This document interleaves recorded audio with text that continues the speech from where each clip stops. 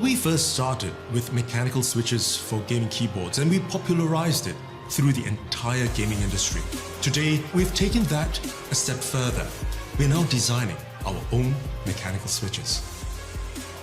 We started with the green, to the orange, to the yellow, and now the opto-mechanical switch.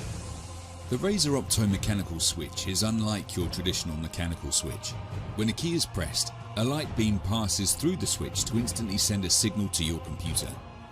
With the new opto-mechanical switch, we were able to align the actuation point and the clicky feel, so the signal is sent the instant you feel the tactile click.